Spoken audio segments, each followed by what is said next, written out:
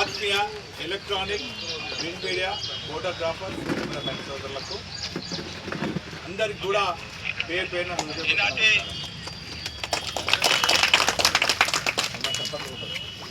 ఈనాటి కార్యక్రమంలో నాతో పాటు గత 50 ఏళ్ల నుంచి గౌతులు కొట్టుకుంటా జీవనోపాధి సాగిస్తూ ఇక్కడ చదువు చేసినటువంటి పెద్దలు మానీయులు ఇలగంటి కొమరే గారు, పెద్దలు కృష్ణస్వామి గారు, డి స్వామి గారు, సారే గారు, ప్రసాద్ గారు, అదేవిధంగా రాజు గారు, అదేవిధంగా గడపాక రేణుకా గారు, అదేవిధంగా కుమారస్వామి గారు, అదేవిధంగా గత కొన్ని ఏళ్ల నుంచి ఈ ప్రాంతంలో గౌతులను కొట్టుకుంటూ జీవనోపాధి కూడా రాజ్యాంగం కొన్ని హక్కులు కల్పించింది. సమాజంలో ఉన్నటువంటి పేద బడుగు బలహీన వర్గాలకు రాజ్యాంగంలో ఏవైతే హక్కులు ఉన్నాయో అదేవిధంగా సమాజంలో ఉన్నటువంటి ధనికులకు కూడా పెద్ద పెద్ద ఇండస్ట్రియలిస్టులకు కానీ అందులో పనిచేస్తున్నటువంటి కార్మికులకు కానీ ఇండ్లలో పనిచేస్తున్నటువంటి ఇంటి పని కార్మికులు కానీ భవన నిర్మాణ కార్మికులు కానీ పండగొట్టుకునేటువంటి పేదలు కానీ అందరికి కూడా రాజ్యాంగం కొన్ని హక్కులు కల్పించింది. అదే dignity of labour, dignity of living, ప్రతి ఒక్కరికి కూడా జీవించే హక్కు, ఆత్మగౌరవంతో జీవించే హక్కు రాజ్యాంగం కూడా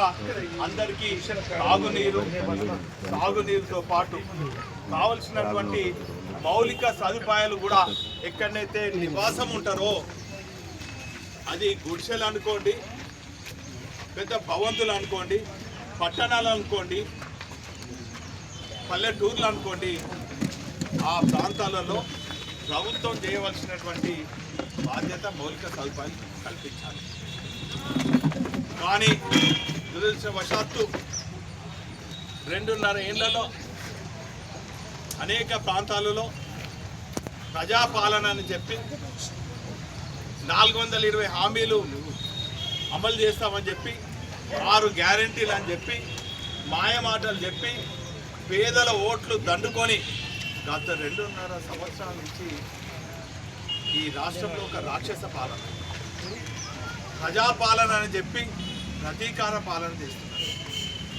ఈరోజు 60 ఏళ్ళ తెలంగాణ ప్రజల కళను నిజం చేసినటువంటి తెలంగాణ జాతిపిత, తెలంగాణ సాధకుడు,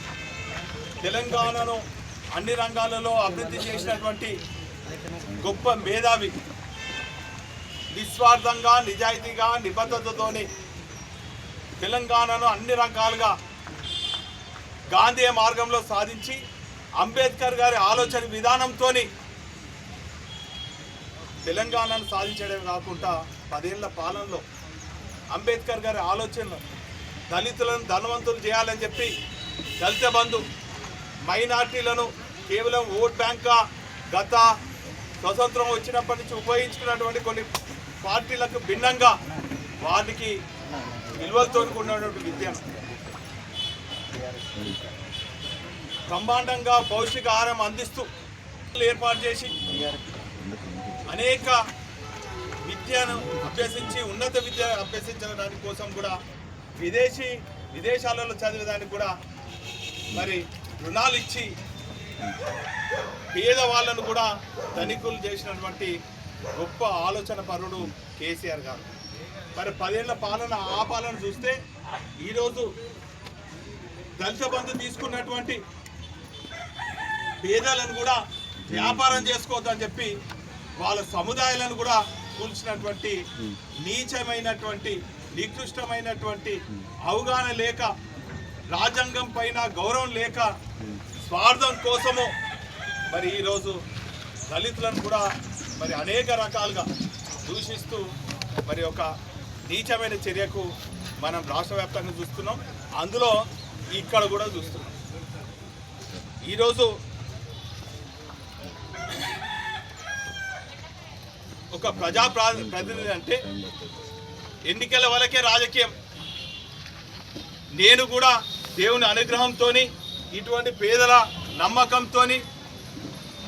ప్రజల అండదండలతో పార్టీ